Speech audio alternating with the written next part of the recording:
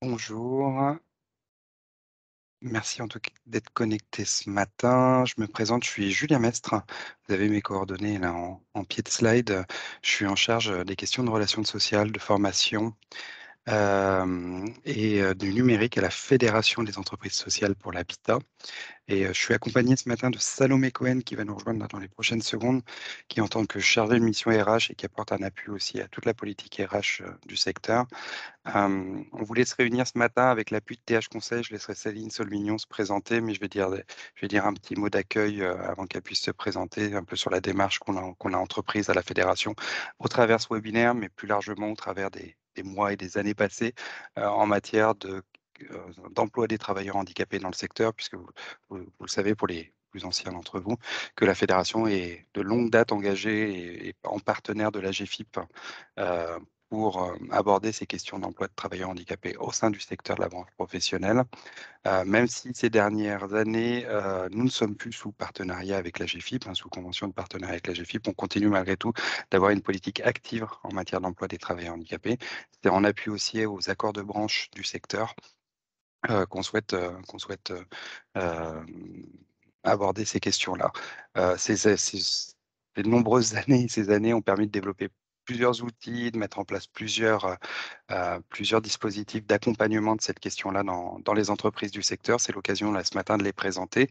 Mais peut-être avant ça, l'idée c'était aussi en ce début d'année 2023 de vous présenter un peu les actualités du secteur. Il y a réglementairement, même si le cadre législatif s'est plutôt stabilisé, il y a toujours des actualités sur cette question de l'emploi des travailleurs handicapés.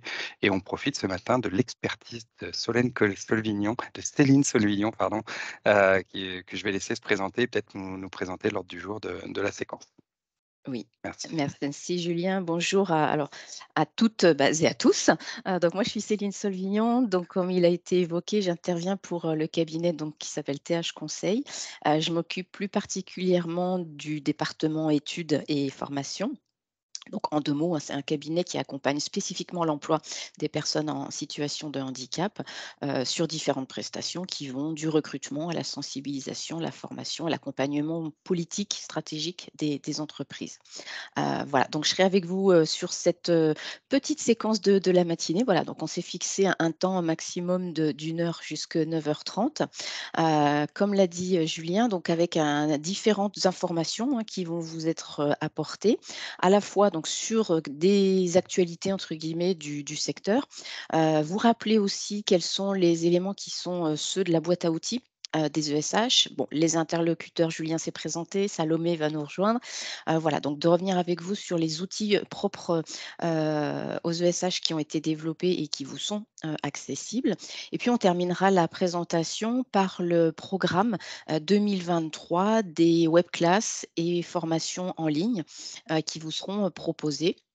Donc différents modèles, contenus tant dans la durée que dans le fond de formation qui vont vous être proposés sur cette année. Donc n'hésitez pas effectivement à interrompre, à questionner, au fur et à mesure de la présentation. J'irai relativement vite hein, s'il y a des choses qui sont, connues, maîtrisées, donc si besoin est de m'arrêter plus longuement, n'hésitez pas. Alors, dans les éléments d'actualité, ben, je pense que ça ne va pas vous surprendre. Dans les grandes actualités, on va être sur la déclaration, donc de l'obligation d'emploi, voilà, qui va prochainement arriver. Donc vous rappelez, mais je pense que ce sont des éléments que vous connaissez parfaitement, voilà, que depuis quelques années, cette déclaration, elle a été modifiée, puisque précédemment, elle était totalement pilotée par la GFIP et puis aujourd'hui, donc elle passe par l'intermédiaire de l'URSSAF, via la DSN, donc qui collecte mensuellement les données et donc qui va vous les restituer avant, donc au plus tard le 15 mars de cette année pour que vous puissiez donc par la suite faire vous-même votre déclaration en ligne. Donc ce qui va remonter au 15 mars, ce sont toutes les données qui ont été collectées durant l'année précédente mensuellement, donc notamment tout ce qui va concerner les différents effectifs que vous aurez à vérifier lorsque vous ferez la déclaration d'emploi. Donc, ces infos-là, elles vont remonter avant le 15 mars 2023, donc sur le même timing que l'année précédente. Et puis derrière, donc vous aurez vous votre déclaration d'emploi à saisir sur la DSN d'avril, donc au plus tard le 5 ou le 15 mai 2023.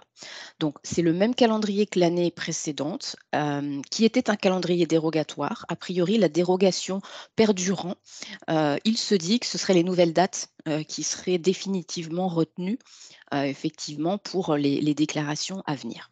D'accord? Alors, je vais aller très vite pour juste vous rappeler que dans Ouais, les vraiment très grandes lignes, comment tout ça est calculé. Si vraiment c'est des choses que vous voulez qu'on reprenne, n'hésitez pas. Voilà, donc dans les données qui vont vous être remontées, vous aurez en premier lieu l'effectif moyen d'assujettissement. C'est l'effectif de base sur lequel on va calculer le nombre d'unités atteintes, donc avec le fameux taux de 6 qui est donc arrondi, à l'unité inférieure. De ce chiffre-là, vous allez déduire les bénéficiaires que vous employez. Donc là aussi, c'est une donnée qui remonte en DSN, ce qui va vous donner l'effectif manquant entre le taux de 6 et votre taux actuel ramené en termes de bénéficiaires. On applique un coefficient multiplicateur en fonction de l'effectif de votre entité qu'on va multiplier par le SMIC horaire brut, ce qui va vous donner une contribution théorique. D'accord. Et de cette contribution théorique, vous allez pouvoir soustraire un certain nombre de dépenses. Donc, les dépenses déductibles, ça va être l'enveloppe des 10% déductibles, donc 10% de cette contribution, la part de la sous-traitance et les ECAP, donc les emplois à condition d'activité particulière, ce qui vous donnera la contribution finale. On peut rajouter à ça l'écrêtement si vous avez de l'écrêtement dans vos structures. Alors, je vous rappelle que l'écrêtement, c'est une exonération progressivement qui va se réduire, qui a été autorisée suite à la réforme et au changement de mode de calcul en 2020 pour les entreprises qui ont eu une contribution qui a augmenté fortement avec les changements de règles de calcul. Donc, pour éviter que cette hausse soit brutale, il y a eu tout un système dégressif, donc qui s'appelle l'écrêtement, qui a été mis en place. Voilà. Donc, les dépenses déductibles, comme je vous l'ai dit, 10% de la contribution. Si besoin est, je vous redonnerai la liste de tout ce qui rentre dans ces dépenses-là, sachant que jusqu'en 31 décembre 2024, la liste, elle est un petit peu plus longue et à partir du 31, enfin, du 1er janvier 2025, on va avoir moins de possibilités de rentrer des choses dans les dépenses déductibles. Les ECAP, donc vous avez donc je pense que je ne sais pas si vous en avez dans vos structures ou pas. Bon, sachez que c'est un décret voilà, qui publie une liste de 36 métiers que le législateur a jugé comme ne pouvant pas être occupés par des personnes en situation de handicap. Et donc, vous les sortez sous une forme de minoration d'un montant à déduire avec la formule. Donc, l'effectif moyen annuel des ECAP, multiplié par 17, multiplié par le SMIC horaire brut, et donc ça vous donne un montant à déduire. Voilà. Donc je ne sais pas si vous en avez chez vous ou pas. je fais un petit Non. comment voilà, je fais un petit commentaire ici, en tout cas les métiers, qu'on retrouve, habituellement et quasi exclusivement dans notre secteur d'activité sont pas listés Ils ne sont pas parmi ces listés. métiers-là. Ouais. On y retrouve le personnel, enfin, pour quelques anecdotes, on y retrouve le personnel navigant, je pense les pilotes d'avion, ce genre de fonctions qui sont dans cette liste. Nous, on n'a aucun emploi qui Vous n'avez exige pas de des pilote d'avion, conditions. non. On n'a pas de pilote d'avion, pas encore. On diversifie nos activités, mais peut-être pas jusque-là. Alors, il Non, était question que cette liste soit révisée mmh, parce qu'elle est assez vieille, elle est un peu mmh, carrément obsolète. Effectivement, il y a beaucoup de métiers qu'on n'arrive pas à retrouver parce qu'ils ne trouvent pas leur équivalence. Il y a beaucoup de métiers du bâtiment, ouais. des conducteurs d'engins, des choses comme ça, mais voilà, tout le monde ne s'y retrouve pas. OK. Puis avec Donc, quelques particularités qui vont à ouais, contre-courant de la question du maintien de l'emploi des travailleurs handicapés. C'est-à-dire qu'a complètement, priori, complètement. c'est le poste qu'on adapte, C'est et ça. pas certains, enfin bon bref. C'est ça. Ça vient. Ça renvoie à une autre question ça. Bah, c'est-à-dire que la liste, elle a été publiée avant la loi de 2005, donc effectivement, Mmh, c'est plus très en phase avec mmh, l'objectif. Bon, vous rappelez que la part de sous-traitance, donc on retient 30 du coût de la main-d'œuvre avec un plafond de 50 ou 75 de la contribution en fonction de votre taux d'emploi. Donc, vous aurez ces éléments-là qui y figurent si toutefois, voilà, vous avez à repenser comment tout ça est calculé. L'AGEFIP vous met à disposition un simulateur de contribution. Donc vous pouvez essayer d'évaluer un petit peu, en rentrant ces éléments-là, quel sera votre niveau de rémunération. Et puis il y a toujours une foire aux questions, qui concerne la DOETH. Il existe un guide aussi URSSAF très complet, sur la DOETH. Voilà. Est-ce que, j'ai été vite? Est-ce que c'est des choses que vous maîtrisez, qu'il est utile de reprendre ou pas? Moi, je me fais un commentaire sur et je laisserai Jennifer qui a activé son micro juste après. Sûr, vous avez été vite, Céline, sur le sujet. Ce que je rappelle, c'est qu'on avait fait un webinaire dédié à la question de la DOETH, l'an L'an dernier. passé, L'an dernier, à peu près la même date. Pardon, c'était un peu plus tardivement en dans l'année. mars. Mmh. Mais les équilibres qu'on avait présentés l'an dernier, hein, donc les équilibres qu'on avait présentés l'an dernier sont toujours les mêmes cette année. Donc je vous réadresserai le lien si vous ne l'avez pas. En tout cas, je vous réadresserai le lien vers cette ancienne webinaire qu'on avait consacré à la DOETH. Euh, donc voilà, c'était au moins ce commentaire-là. Voilà, Allez-y, sauf que Jennifer. moi j'ai repris vraiment la synthèse. Hmm. Non, bah, j'allais dire la même chose que toi, Julien, que ça reprenait un peu ce qu'on avait vu au webinaire la dernière fois. Donc, pour moi, c'était bon. Ouais. Après, est-ce que peut-être déjà se satisfaire que le cadre réglementaire de la DOETH se soit stabilisé cette année. C'est vrai qu'il a été pas mal bousculé avec la réforme de 2018. Voir que les dates, là aussi, sont affichées l'année dernière. Enfin, c'était encore l'an dernier, je crois que ça allait encore. C'était surtout en l'année 2021 où on découvrait de semaine en semaine que l'URSSAF n'était pas prête. Donc, du coup, ça avait rendu les choses extrêmement complexes en termes de pilotage. Enfin, voilà, se satisfaire que les choses se stabilisent. Au moins, ça permet de préparer les éléments, je pense à vous, là, en termes d'équipe RH, pour préparer cette déclaration. Vous pouvez dès à présent commencer à travailler, puisque du coup, vous avez tous les éléments. Vous êtes en attente de l'URSSAF, mais normalement, c'est qu'une conséquence de vos déclarations sur 2022. Donc, normalement, vous devez avoir la maîtrise de ces dispositions-là. Ce que va faire l'URSSAF, c'est juste vous récapituler ce que vous avez Mmh. déclaré. Donc, normalement, vous pouvez déjà commencer à travailler sur votre déclaration 2023.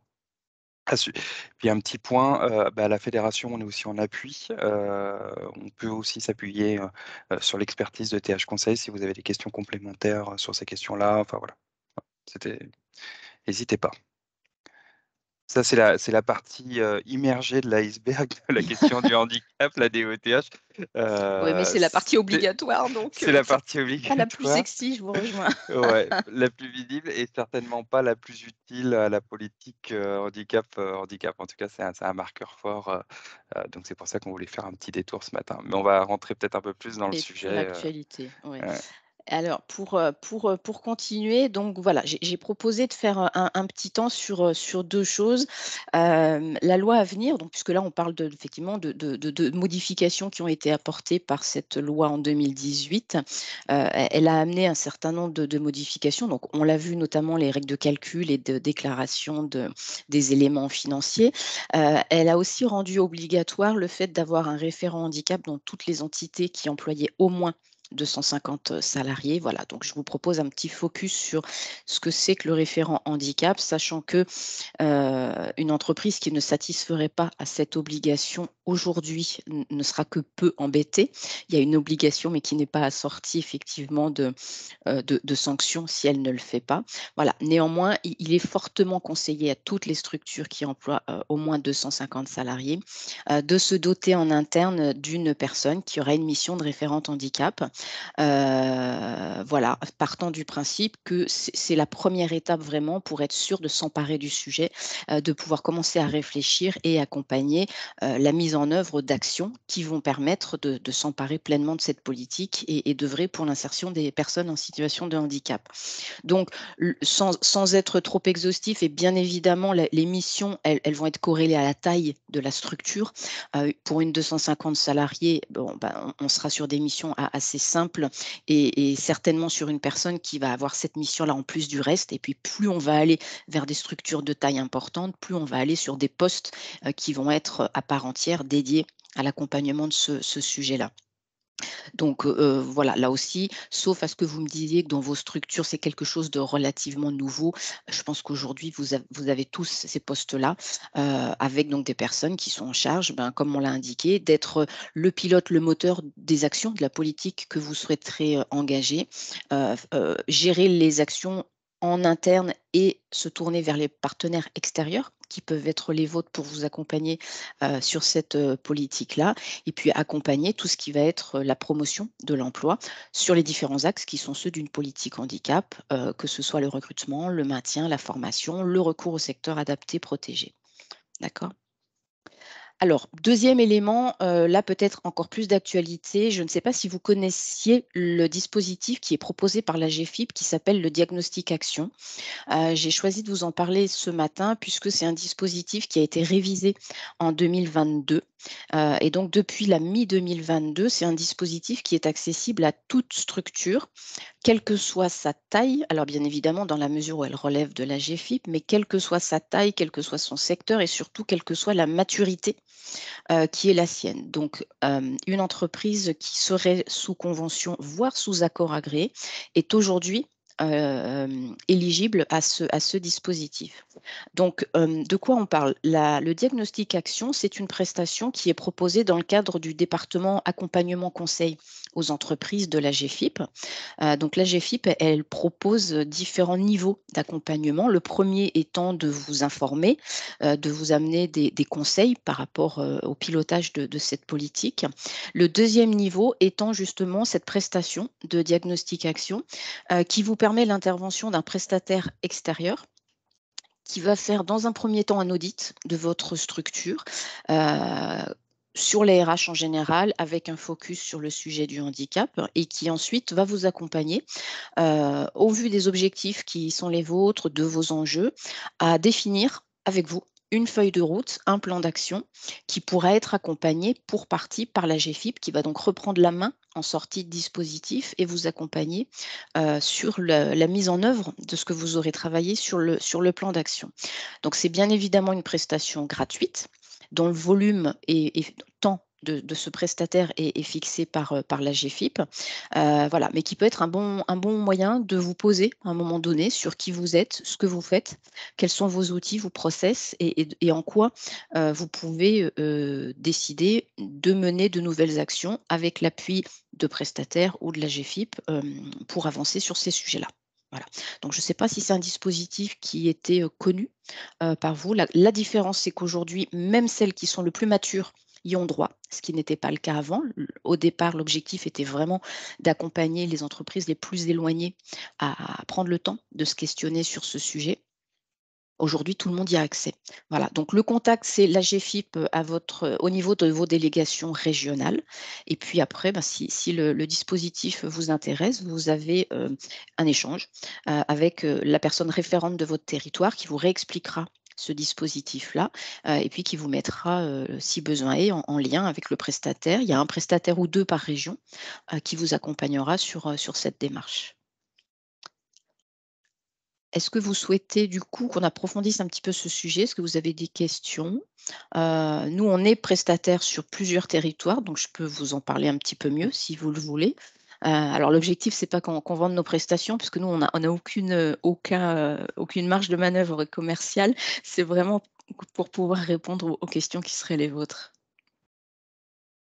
Je me permets juste un commentaire. C'est vrai qu'habituellement, les ESH sont quand même des structures de taille moyenne, voire de grandes entreprises et souvent exclues des dispositifs publics ou d'accompagnement public, heu et notamment auprès de la GFIP. Alors c'est plutôt bonne nouvelle, j'avoue que on en avait échangé avec Céline, pas nécessairement informé que ce dispositif était possible et mobilisable aujourd'hui par les ESH au regard de leur taille, notamment une tête des entreprises de plus de 250 salariés. Je ne sais pas si vous avez eu l'occasion d'avoir des présentations plus détaillées auprès de vos GFIP régionales. Ça méritera peut-être dans le programme de l'année qu'on se trouve un temps avec la GFIP pour qu'ils viennent Mmh. nous représenter, pour qu'ils viennent intervenir et nous représenter un peu toute l'offre de services, puisque la GFIP a lui aussi été bousculée par la dernière réforme. Ils refondent régulièrement leur offre de services manière, on en parlera tout à l'heure, on fera la promotion de l'université des référents handicap, je crois que c'est comme ça que ça s'appelle à la GFIP, qui a un réseau, je ne sais pas si vous y êtes adhérent auprès de la GFIP, mais en tout cas qui a un espace de dialogue avec la GFIP et de présentation de leur offre de service. Mais Alors, je crois que sachant, petite parenthèse, que alors j'ai cherché le lien ce matin, je ne l'ai pas trouvé. Alors, ah, j'ai vu je viens de le passer mettre. sur les réseaux sociaux le Méthodia. Donc, en fait, le Méthodia, c'est la bible de la GFIP. Donc, c'est vraiment le catalogue des aides et services de la GFIP. Il est sorti hier, actualisé à janvier 2023. Donc, je l'enverrai en lien, Julien. Ouais. Je l'ai, mais il n'est pas encore mis sur le site. Donc, je peux pas, voilà, j'ai pas pu vous mettre le lien URL, mais en tout cas, le le catalogue voilà, a été mis à jour à date de janvier, sachant qu'effectivement, la GFIP est en train de retravailler l'offre de services, notamment par rapport aux entreprises qui vont sortir d'accord, hein, puisque ce dispositif-là va s'achever. Et donc, il y a une réforme aussi de l'offre des prestations qui vont être proposées, qui est actuellement en cours de réflexion. Voilà. Si on revient du coup à ce dispositif-là, donc effectivement, toutes les entreprises y ont accès, même celles qui ont plus de 2000 salariés, donc c'est vous dire, il y a différents types de prestataires qui ont été retenus. Voilà. Est-ce que c'est donc c'est une très bonne idée effectivement de convier la GFIP à venir vous le présenter plus avant. Mais est-ce que voilà, d'ores et déjà, vous auriez des questions auxquelles je pourrais répondre? Non? Bon, On avance. allez, et ben on avance.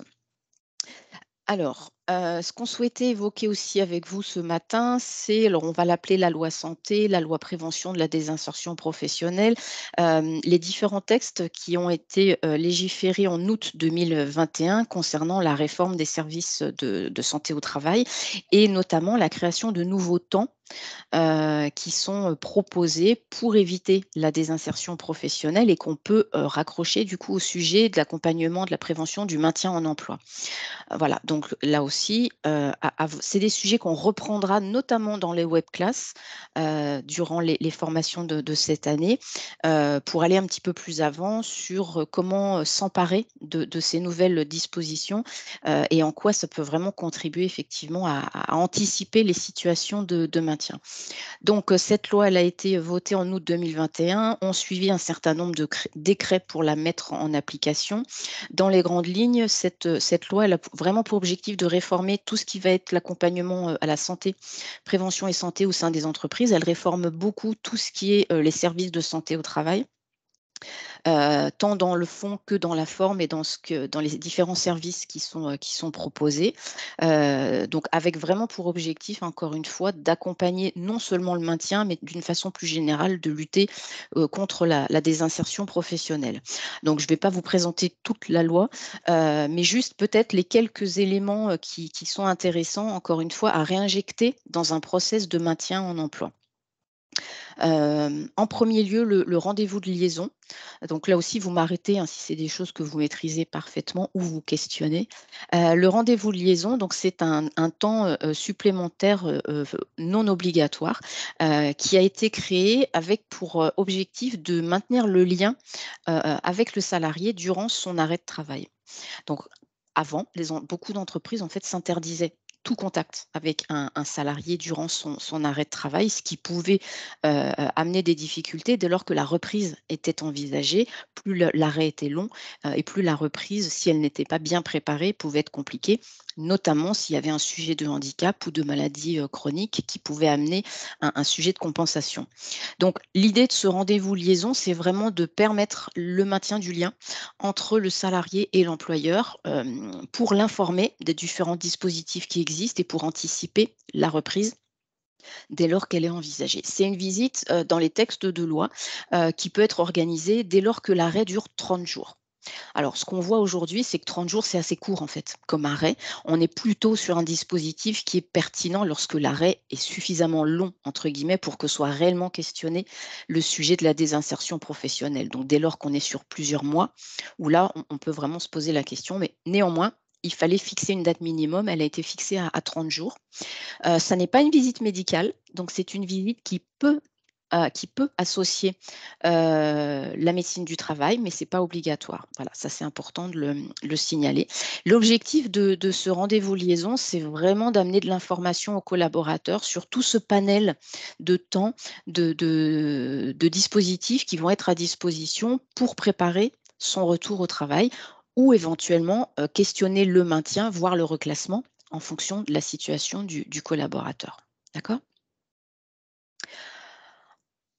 On va reparler de la visite de pré-reprise. Donc, dans l'échéancier, c'est une visite, comme son nom l'indique, le collaborateur est toujours en arrêt maladie.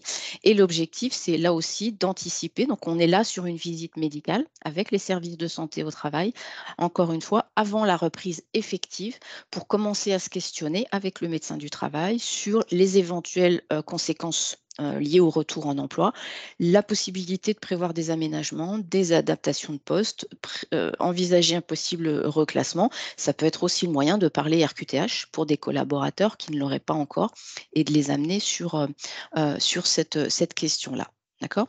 Là aussi, cette visite, elle n'est pas obligatoire. D'accord ? Dans les visites supplémentaires qui ont été créées, je vous rappelle qu'on est sur une loi de la prévention de la désinsertion professionnelle et qui va se mailler aussi avec le volet pénibilité au travail, allongement de la durée de vie au travail, c'est pleinement d'actualité. A été créée une visite de mi-carrière donc, dont l'objectif est, comme son nom l'indique, à mi-carrière, de s'assurer de l'adéquation entre la santé du collaborateur et puis son poste de travail et de réfléchir à la deuxième partie de sa vie professionnelle. Donc, cette visite-là, elle est organisée selon les dispositifs de l'accord de branche ou, s'il n'y en a pas, lorsque le collaborateur a 45 ans. On est à la fois sur s'assurer de l'adéquation entre la santé à l'instant T du collaborateur et son poste de travail, et on est sur une vision un peu prospective d'évaluer s'il y en a, les risques effectivement afférents à ces situations-là et anticiper potentiellement des risques de désinsertion professionnelle. Et l'objectif, c'est aussi d'engager avec l'entreprise toute une réflexion sur la sensibilisation au vieillissement et au volet pénibilité au travail. Alors, Pardon, ouais, Céline, je me fais juste un commentaire. On n'a pas d'accord de branche qui dérogerait bon, à cet âge donc anniversaire de la 45e année. voilà. Donc, Donc ce sera 45 ans. mmh, Sachant que là, on est sur des choses qui sont assez récentes, hein, je le précise. Donc on peut aussi imaginer que dans les mois, années à venir, il y ait des éléments encore nouveaux qui viennent se rajouter. A été évoquée il y a quelques semaines une visite à 61 ans. Alors, je ne sais pas si vous en avez entendu parler, là aussi pour vérifier éventuellement si le collaborateur pourrait partir plus tôt en retraite au regard de la pénibilité de son emploi. Bon, ça n'a pas encore été légiféré, c'est dans les idées pour venir contrebalancer l'allongement de la durée de vie au travail. Autant vous dire que les services de santé au travail, ils ne sont pas très ravis de tous ces temps-là supplémentaires. Ce sont déjà des acteurs qui sont en difficulté aujourd'hui par manque de ressources et qui n'ont déjà pas le temps. Et là, effectivement, on crée des visites supplémentaires. Donc, il y a quand même une petite question de comment tout ça, ça va pouvoir être organisé pour s'assurer effectivement de leur organisation. d'ailleurs, on va en reparler. Bah, allez-y, Céline. Ah, vous avez Avec le votre micro? micro. Ouais, Oui, bonjour à vous. J'ai une petite question par rapport à ça, même deux, parce qu'on l'a évoqué, nous, en RH, il n'y a pas très longtemps. La question, c'est est-ce qu'au niveau du formalisme, il y a des choses qui sont déjà en place pour cette visite de mi-carrière, en fait? Non, Non, il n'y a rien? non.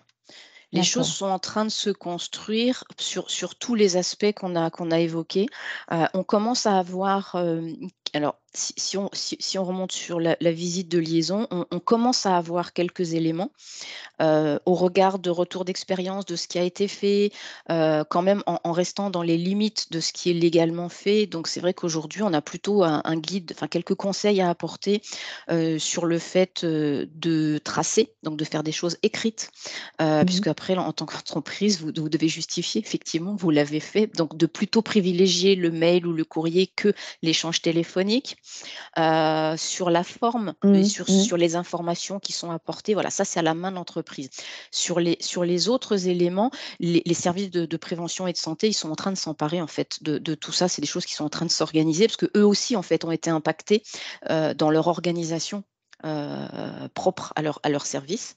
Voilà, donc c'est des choses qui sont en train de s'organiser. Les derniers décrets, ils sont sortis en mars de l'année dernière, donc c'est quand même assez récent. Entre guillemets, ça fait même pas 1 an. Voilà, et il y en a d'autres en fait qui vont encore venir se rajouter. OK, merci.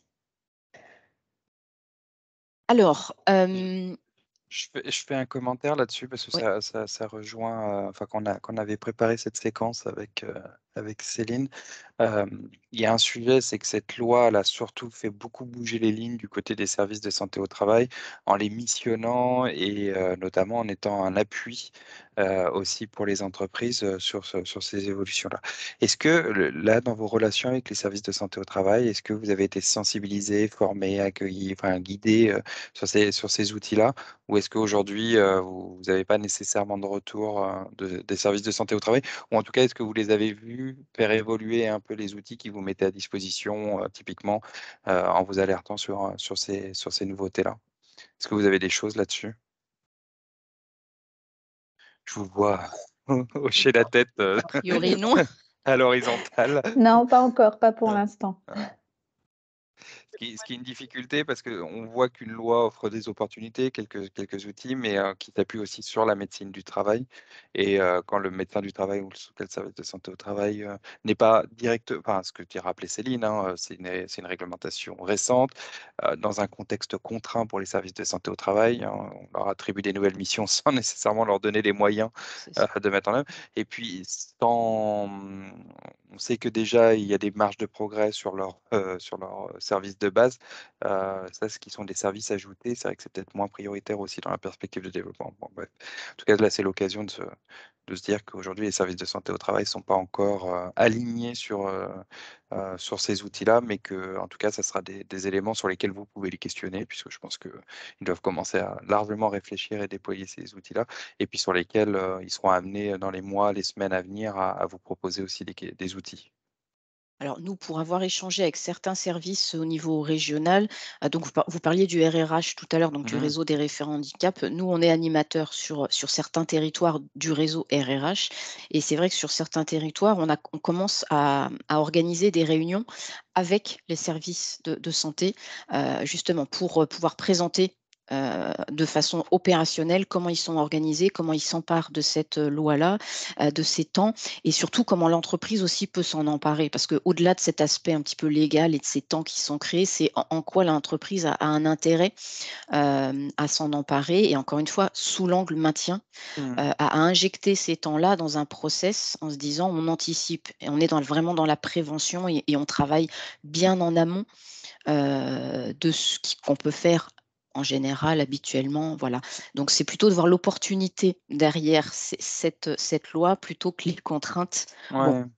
et voilà, ça peut être c'est une vision un peu plus optimiste, mais néanmoins, il y a quand même une coordination à avoir avec Mhm. les services de santé. Donc on peut espérer que progressivement l'information va passer. En Bretagne, je sais qu'ils sont en train de travailler, sur des outils de com. Ils sont en train de faire des flyers, des choses comme ça, justement pour de vulgariser un petit peu l'information et transmettre à toutes leurs entreprises adhérentes, des fiches, formation sur, ces différents temps. Voilà, pour que ce soit un Mhm. petit peu plus explicite. Donc c'est en cours de rédaction. Donc vous voyez, eux, ils sont assez avancés et pour l'instant, c'est des outils qui n'existent pas encore. Voilà, donc on peut espérer que durant l'année 2023, il y ait des choses qui avancent, mais ça n'interdit pas, d'être un peu à l'écoute et de voir ou de questionner vos services, là-dessus, hein. Après, J'ai- comme tout le monde est organisé différemment, il y en a qui commencent à organiser cette com auprès de leurs adhérents. Mhm.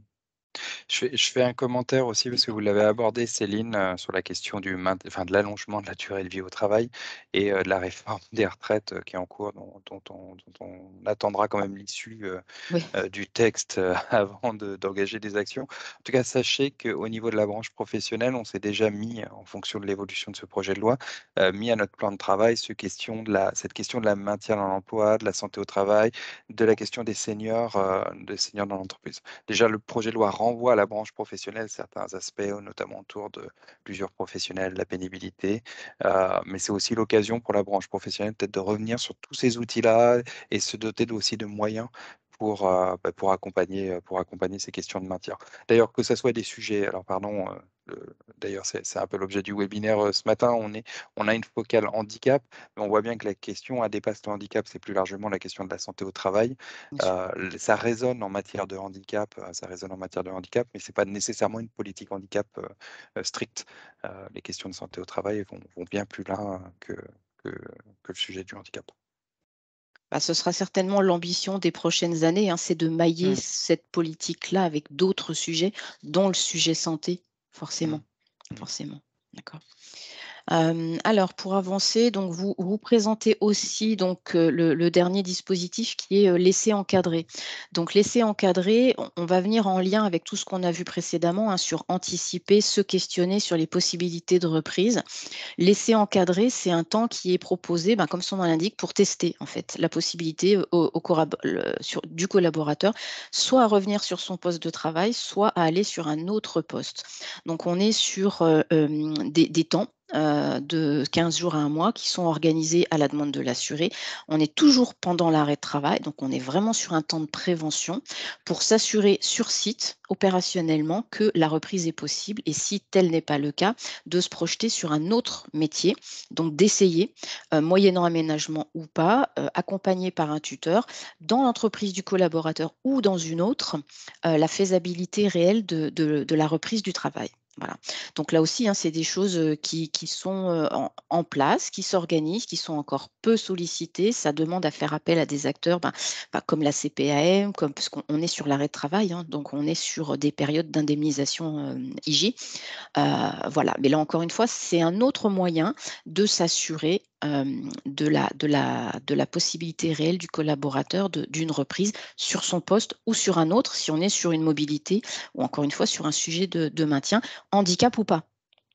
On est d'accord. Alors, j'en ai fini avec ces temps-là. Donc, je ne peux qu'espérer, et comme on l'a dit, hein, que les services de santé, qu'il y ait beaucoup de choses qui soient organisées. On voit de plus en plus, hein, de webinaires ou de conférences qui sont organisées en lien avec la santé, en lien avec ces services-là.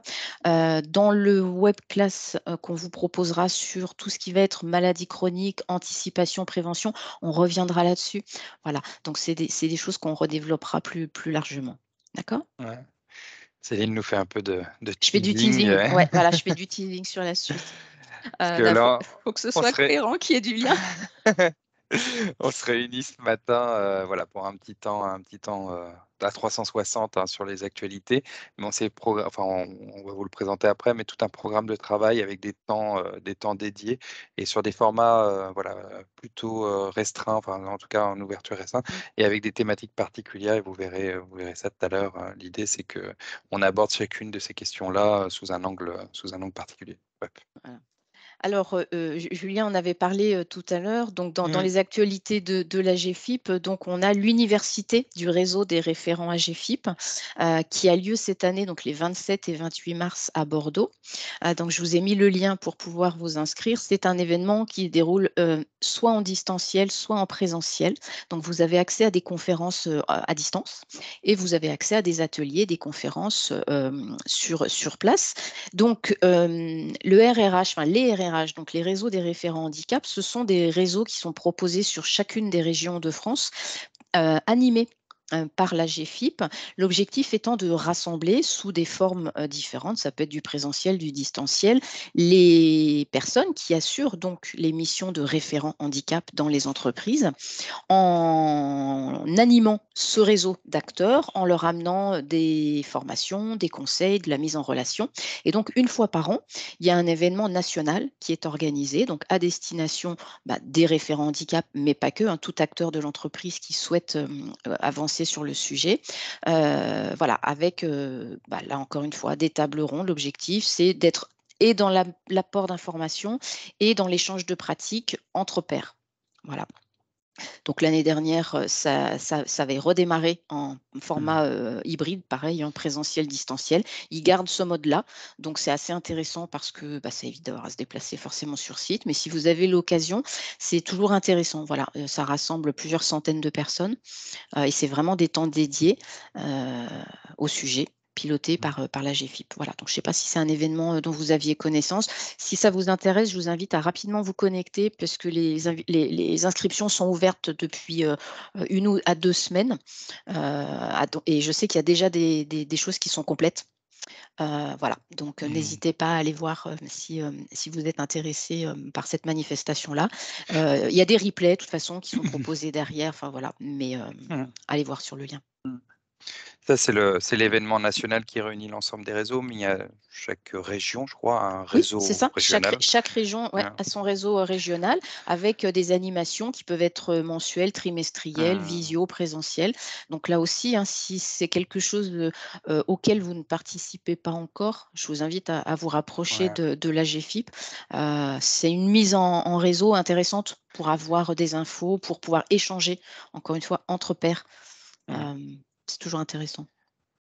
Pour y avoir participé alors, ces dernières années, malheureusement, j'ai moins eu l'occasion de me mobiliser sur le sujet là ces derniers temps, mais c'est un espace d'échange, de partage, surtout de pouvoir échanger alors avec des grandes entreprises, des PME, enfin voilà, dans des contextes économiques différents, dans des situations différentes, sur des problématiques, d'avoir des retours d'expérience, et puis de pouvoir se constituer un réseau sur ces questions de handicap et d'animation de la politique handicap. Donc c'est vraiment un réseau pas nécessairement d'experts, mais vraiment de référents handicap, c'est-à-dire ceux qui sont en charge de piloter, porter et accompagner cette politique dans l'entreprise. Donc, je vous invite à défaut de participer à cette ces prochains jours là à Bordeaux, ou en tout cas même de le suivre à distance, peut-être de vous faire identifier.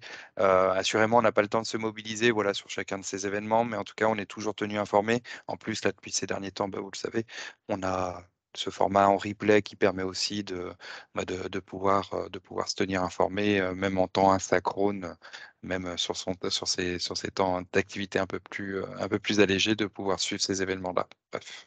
Voilà. À titre Mm. d'exemple, sur la dernière réunion que nous on a animée, on l'avait dédiée au rendez-vous de liaison.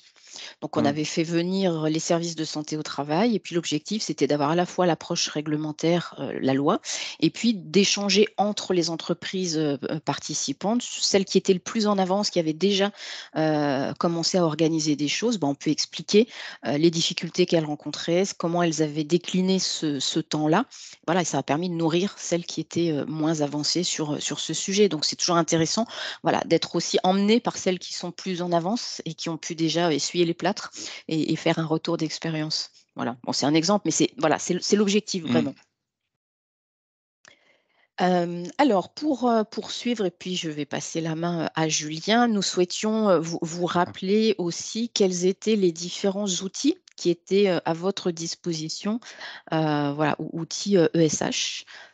Julien, je Ouais, merci. Ben, c'est probablement des outils que vous connaissez, mais je le rappelais tout à l'heure en introduction de l'événement, c'est que ben, la branche et la fédération professionnelle, hein, la fédération des ESH, a mené au cours de ces dernières années un partenariat avec la GFIP et développé dans ce cadre-là plusieurs outils, notamment deux outils sur lesquels je voulais particulièrement insister. Un kit de communication, je ne sais pas si vous en avez écho, mais en tout cas, il est en libre accès, enfin en libre accès, il est en accès adhérent, mais du coup, en tant qu'adhérent, vous pouviez y accéder librement, qui est un kit d'affiches et de présentation, de sensibilisation au handicap.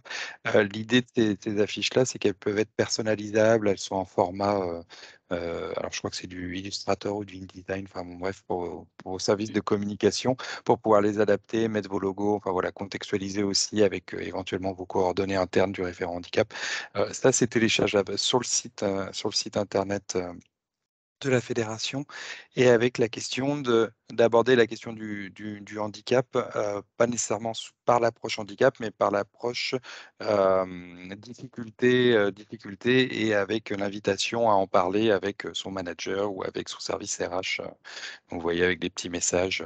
Ça peut être aussi des questions de diabète, des questions de j'entends moins bien, enfin voilà, de pouvoir aborder ces choses-là en entreprise. Donc, je vous invite à aller sur le site de la fédération, de manière on vous réadressera tout ça à l'issue du webinaire. Peut-être de manière, enfin, cette fois plus, c'est la diapositive suivante. Euh, on a créé, et ça peut peut-être vous intéresser si vous n'en avez pas eu écho, on a créé un kit complet, en fait, une boîte à outils complète avec un guide pour accompagner ces questions de maintien dans l'emploi des travailleurs handicapés, mais plus largement de toute la question d'accompagnement des maladies chroniques, arrêt de travail, enfin voilà, des personnes et des questions de santé au travail au sein de l'entreprise, et avec tout un ensemble d'outils qui ont été créés et mis à disposition là aussi sur le site internet de la fédération. Je vous réadresserai le lien. Vous verrez, hein, il n'y a pas énormément de documents sur le site internet de la fédération, donc vous les retrouverez facilement, mais notamment avec, en distinguant 3 phases, la phase de détection et tout ce qui peut vous être en appui à la détection, alors que ce soit, vous les voyez listés, mais typiquement un arbre de décision des causes des accidents du travail, c'est un petit outil qui vous permet, si vous n'avez pas ce genre d'outil au sein de l'entreprise, un tableau de suivi des arrêts de travail, ça vous permet aussi, là je pense que vous avez déjà ces outils-là au sein de votre entreprise, mais de voir aussi comment vous pouvez l'enrichir. Euh, Des exemples de courriers, de trames d'entretien que vous pourriez utiliser si vous avez, si vous n'avez pas nécessairement ces questions, enfin, ces outils-là en interne. En tout cas, tout ça est à disposition sur le site internet de la fédération. Là, c'est plutôt, alors là, on parlait de la phase de détection, il y a la phase d'analyse, là aussi avec des trames d'entretien, aussi avec des outils de sensibilisation, on va en parler tout de suite après, de sensibilisation et de formation, que ce soit des managers, des référents handicap, et puis j'allais dire plus largement de tous ceux qui s'intéressent à la question du maintien dans l'emploi au sein de l'entreprise. On y reviendra. Et puis un dispositif aussi d'accompagnement et notamment d'accompagnement financier. Vous savez qu'au sein de la branche professionnelle, avec Uniformation, on a la possibilité de financer des projets de formation sur le thème du handicap. Ça là-dessus, l'idée c'est de rappeler aussi au sein d'un seul et même document tous ces éléments-là. Et enfin, des outils aussi liés à la décision. Par exemple, avec la possibilité, enfin des exemples de cahier des charges, si vous devez vous appuyer sur de l'expertise externe et l'appui d'un cabinet pour réaliser les bilans professionnels. Euh, Céline l'évoquait tout à l'heure, le guide Méthodia, qui est quand même le guide ressources de la GFIP, de l'ensemble des acteurs et de l'ensemble des outils mis en place par les pouvoirs publics pour accompagner ces questions-là, et l'ensemble des aides, pardon, pour accompagner ces questions-là. Et tout ça est recensé voilà, dans le document. Je ne vais pas rentrer plus dans le détail. On avait fait un webinaire de Oui. présentation. Je pourrais adresser le lien. C'était en septembre 2021, si je me souviens Non, bien. on l'a fait en mai Ah, ou juin 2022. oui, pardon. C'était un document qui avait été fait l'objet d'une première C'est présentation, mais ça, après on avait fait un temps plus ouvert l'an dernier, il y a à peu près 8 mois. c'est ça. On vous adressera ces éléments-là, c'est présenté un peu plus dans le détail, et puis surtout les liens pour pouvoir télécharger tous ces éléments. Je passe rapidement parce qu'il y a quelques outils sur lesquels on voulait vous présenter, notamment les webclass, si je ne dis pas trop de bêtises, C'est Céline. ça. L'idée, donc, pour conclure cette présentation, c'était d'aller sur le volet formation.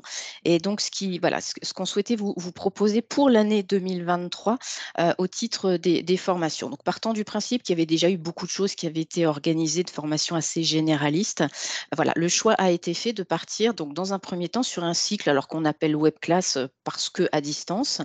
L'idée, c'est d'aller plutôt sur des formats assez courts, donc 2 heures maximum, et sur des sujets un peu ciblés. Donc, on fait le choix de plus aller sur des formations management ou voilà, des grands sujets ou sensibilisation au handicap. On vous propose d'aller sur des sujets un peu plus dédiés.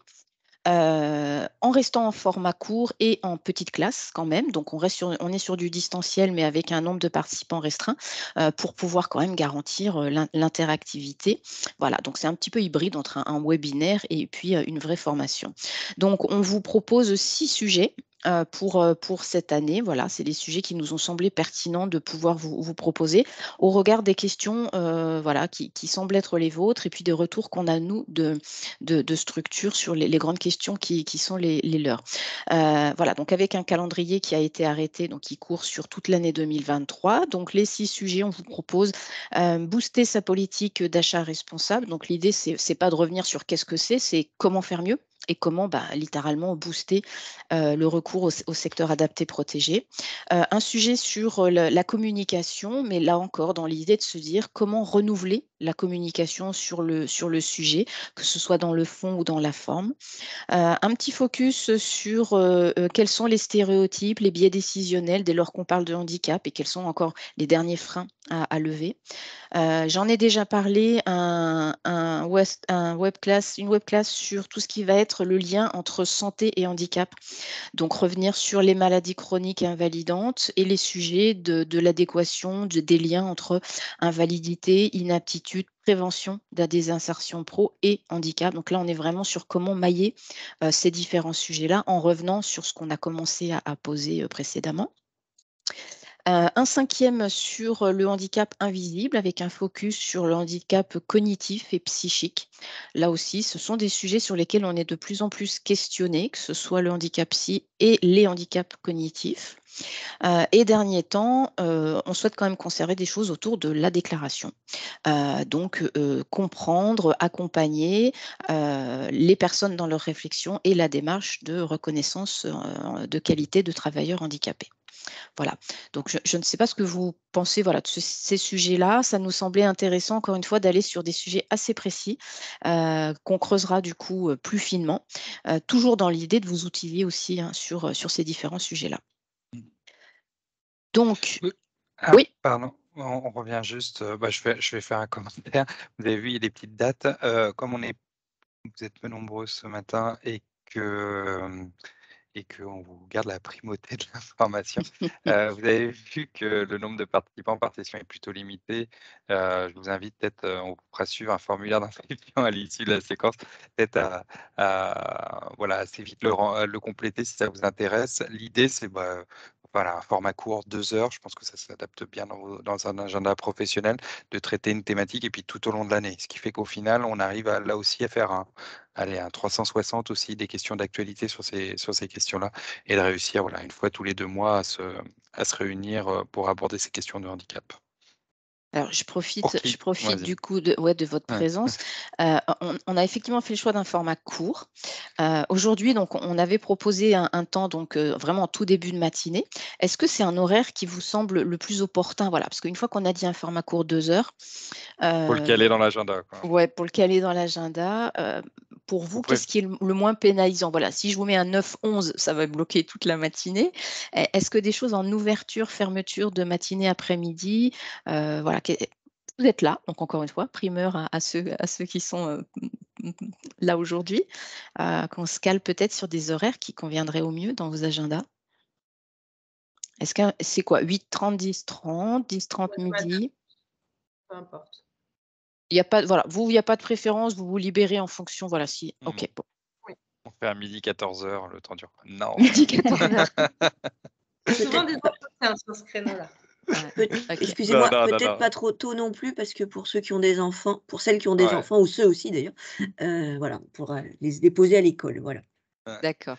OK, Non, Alors, non, mais je OK. pense qu'il faut rester au mieux sur un 8h30, 10h30 ou aller à 9h, 11h, hein. Je trouve que le début de matinée, s'adapte bien dans un agenda. OK, Allez-y, OK. Alors, donc l'idée, c'est que, on vous propose donc effectivement, vous aurez le lien et sur la présentation, voilà, si vous cliquez sur inscription, vous avez accès directement à un formulaire en ligne.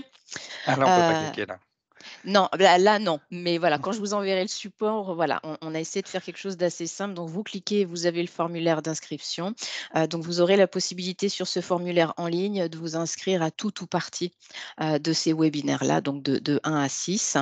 Voilà, donc des sessions qui sont accessibles à tous, effectivement, donc sur modalité d'inscription et après, bah, je vous laisserai voir sur les modalités de prise en charge.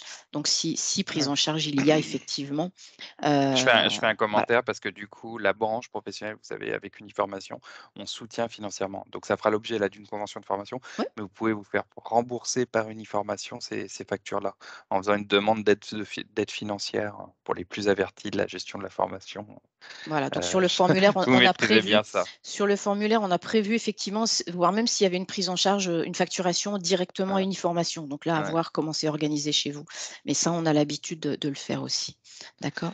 Voilà, donc ça, c'est la partie web class. Et puis pour terminer, donc vous présentez rapidement donc, le SPOC et le MOOC, donc qui sont deux outils de formation à distance, voilà, qui sont accessibles, encore une fois, en ligne. Donc, le SPOC, donc on est sur une formation privée en ligne, si on le prend dans sa version française, manager une personne handicapée donc dans une ESH. Donc c'est un programme qui a été développé effectivement, adapté pour vous. On est sur une formation donc en ligne de 3 heures. Qui permet effectivement de revenir donc là sur des choses un peu plus basiques, sur de quoi parle-t-on dès lors qu'on parle de handicap, comprendre la compensation, manager au quotidien. On est sur des choses assez, bien qu'en distanciel, assez interactives avec une certification qui est proposée en fin de session, avec un petit test entre guillemets en fin de session. L'idée, c'est vraiment de commencer à outiller quelqu'un qui aurait une responsabilité de manager sur la prise en compte du sujet du handicap dans son quotidien. D'accord. Donc là aussi, on est sur quelque chose qui est accessible sur inscription, donc qui a un coût de 150 € hors taxe, l'accès. Et la dernière, et je reviendrai après si vous avez des questions, le dernier outil qu'on vous propose, donc qui lui est gratuit. Oui. Pardon Céline, juste sur le SPOC, c'est un outil qu'on déploie déjà depuis plusieurs années. Il y a beaucoup de SH qui s'appuient notamment lors d'un cadre de la semaine pour l'emploi des travailleurs handicapés sur le SPOC pour faire une animation notamment. Alors ce que je voulais rappeler là aussi sur les conditions de financement, l'OPCO Uniformation apporte aussi un financement à l'instar là, des webclass qu'on évoquait juste avant sur ces dispositifs-là. Enfin sur ce dispositif-là. On vous le rappellera, on vous fera un petit message pour vous rappeler que là, on vous parle de tarifs, mais assurément, c'est financé par l'OPCO derrière. Dernier outil donc, que je voulais vous présenter, donc le MOOC référent handicap. Donc là, on est sur une formation en ligne gratuite, donc pas de prise en charge à aller chercher. Voilà, dans la mesure effectivement où il y a eu un cofinancement des ESH sur cet outil-là. Voilà, donc le MOOC référent handicap aujourd'hui, donc ce sont 2 modules d'une durée de 4 heures qui vont être enrichis dans l'année de nouveaux modules pour au final être sur un format entre 7 et 8 heures de formation à distance. L'objectif étant d'amener de façon assez complète des outils et de l'information sur les différents sujets qui sont ceux d'une politique handicap pour les référents handicap. Voilà. Donc, on est aujourd'hui sur un module comprendre le handicap et un module recruter. Et dans les futurs modules qui vont être mis en ligne, il y aura notamment tout ce qui va concerner le maintien. D'accord. Voilà. Donc, je vous mets tous les liens. Un contact si vous avez besoin d'échanger avec la personne qui pilote. Vous avez une petite vidéo de démonstration qui vous est proposée. Le site sur lequel vous pouvez directement aller vous inscrire. C'est un accès libre, une inscription libre individuelle. Et ensuite, vous déroulez vos modules en fonction de votre disponibilité. Voilà, j'en ai fini.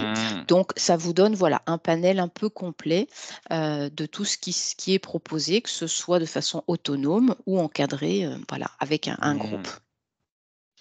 L'idée, c'est là aussi, vous avez déjà d'autres outils, mais l'idée, c'est au niveau de la branche professionnelle, puis je vais dire de l'ensemble des ESH, d'avoir des temps plus participatifs, des temps synchrones, donc du coup, ça c'est plutôt la partie web class en format restreint, des temps davantage en autonomie, là où vos managers, vos référents, vos ambassadeurs de la question du handicap dans l'entreprise peuvent être formés, sensibilisés. Et puis là, voilà, des temps beaucoup plus ouverts. Enfin, sur la question du référent handicap, c'est un travail qu'on a mené en partenariat avec TH Conseil. On n'est pas le seul partenaire, mais la fédération était contributrice à son développement, ce qui a permis du coup de développer une solution qui est dorénavant gratuite et mise en ligne pour l'ensemble des référents handicap en France. Je crois que c'était la dernière diapositive. C'était la dernière et 9h32. Ouais, je vois que l'heure tourne. Peut-être qu'on peut prendre une ou deux questions si vous avez, je sais que certains ont des contraintes horaires derrière. Si vous avez une ou deux questions, on peut les prendre. Autrement, bah, on se donne rendez-vous, je crois, le 31 mars. Non, c'était le 9 mars. Je sais plus, j'ai plus eu la date de la prochaine webclass. Je crois que c'est le 31 mars. 31 mars. Ouais. On peut se donner rendez-vous à ce moment-là pour prolonger ces échanges. Ce qui est sûr, c'est que là, à l'issue de la séquence, je vous réadresserai l'ensemble des documents, le support de présentation et puis les quelques outils qu'on a présentés, les liens et notamment le formulaire d'inscription pour les webclass. Et puis, je vais vous souhaiter une excellente journée si vous n'avez pas de questions. Merci encore à Merci. toutes et à tous. Merci. Merci Merci à à vous. vous. Belle journée. Merci. Au revoir.